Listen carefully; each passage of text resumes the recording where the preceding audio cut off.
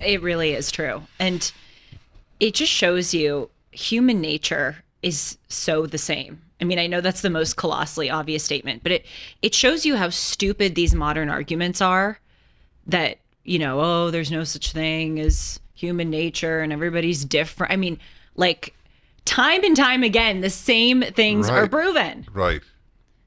And I love kind of looking at other people's lives and their experiences as like a life coach manual, like to trace people in their romantic endeavors or their professional endeavors and figure out, okay, why did they succeed or why did they fail? And how does that accord with human nature, their own human nature or the human nature of the people that they were dealing with? Like, how do I kind of crack this code? How do I deepen my understanding of the way that people work and watch the experiences of others to see what I could do best? I love that. It's analogous to a lot. I get such joy from you. It's analogous to a line I have used since I began publicly speaking in my 20s. So if I watch a group of people walking toward a ledge and they're all falling off to their death, my conclusion is don't walk there. Most people think, I'll walk there because it won't happen to me. Yeah. Why? Where do we get that from? So here's a one defining element of the word wisdom: the ability to learn from things you did not experience. Okay, this is very interesting because I have been thinking about this lately. Can you really do that? I'm not so sure. I think to an extent you can. You can watch. It's what I just said that I try to do, to watch other people's lives. Yeah, but you know what? You do. I don't agree with you. You're underestimating your own accomplishment in that arena.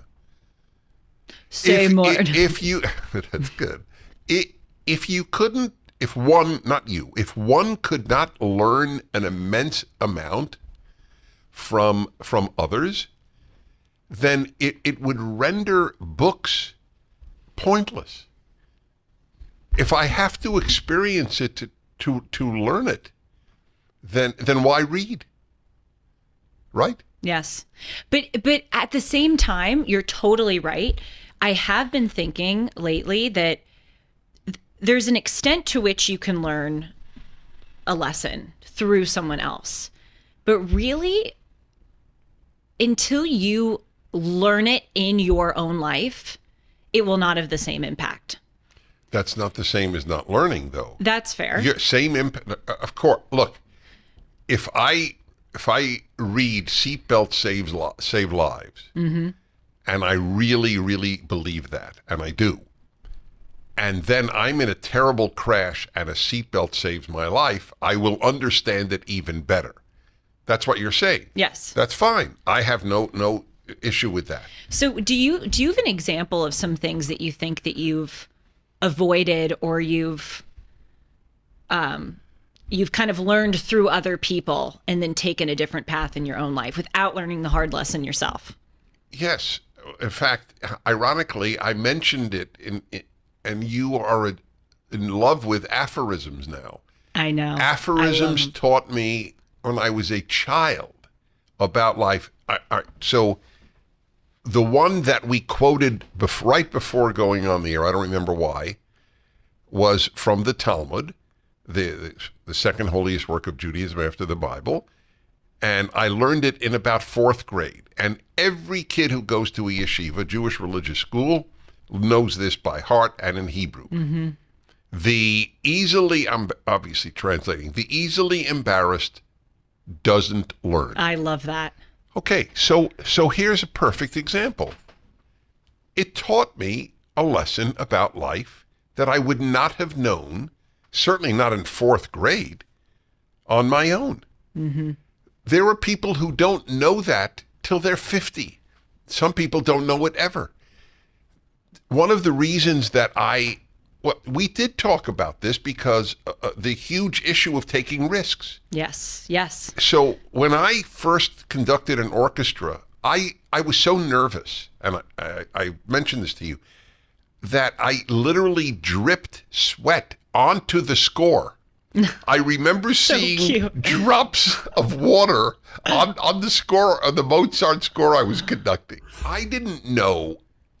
I had only conducted my stereo system. I had never Right. conducted a real orchestra, but I had studied and studied and studied scores since high school and thought maybe I could, and I took the risk. By the way, did I tell you what happened the first rehearsal? I think you did, but remind me. Well, it's precious. It's a precious. I obviously I cherish this moment. So it was a very fast piece by Mozart, and I was very nervous. What I'm good at, what I'm a professional at, I never get nervous. If you tell me to speak to 1 million people, it's not an issue. But conducting professional musicians, they're pros. I'm not. Anyway, I actually got lost in the piece. But this was a rehearsal. So Yeah, it was a rehearsal. No. That's beside. point of the No. But rehearsal. you'll no. That's not the punchline. So the orchestra fell apart.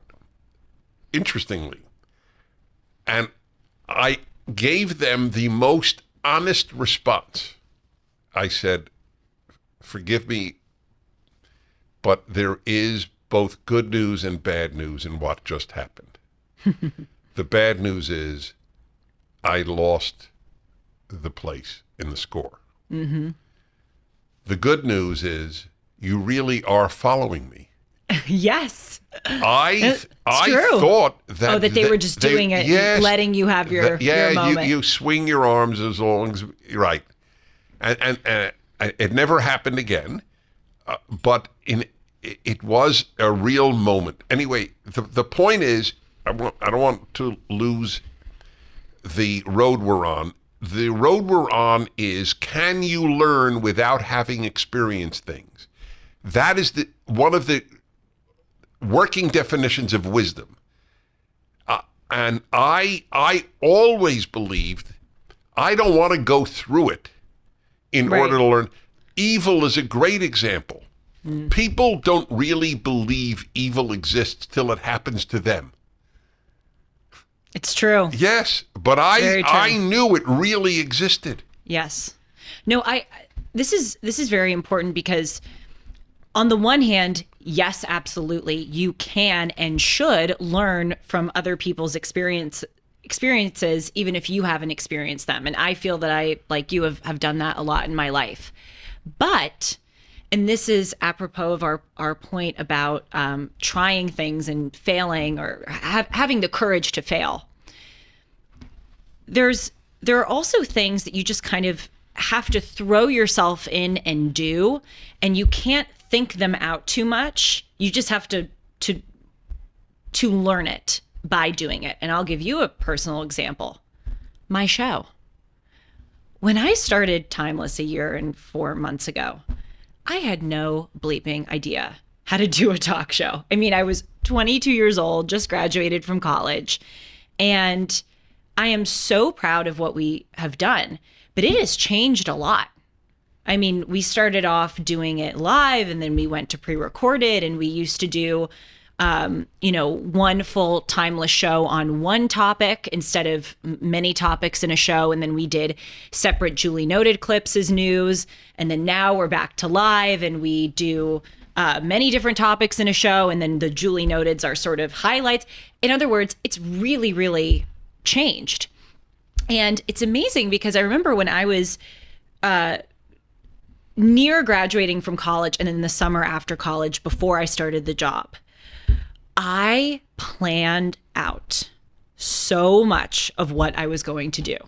Now, I know that comes as a shock, knowing me. I know that you're Stunned. You're stunned beyond belief that I would do such a thing. But I remember, reading all these books and kind of mapping things out and listening to other people and going, okay, how does that person open the show? And how do I do this? And you know what, Dennis? If I could go back to myself 2 years ago, who was planning the show, I would say to her, good job in some ways, like do some of this. It's paid dividends with the amount of knowledge I now have. But I would say, Julie, You're going to go into it and you're going to learn. And at times you're going to feel like it's unnatural. At times you're going to change things, but no amount of planning that you do right now is going to change how much you're going to learn by just doing it. It's right. But you are conflating skill with wisdom. There is no way to attain a skill without practice.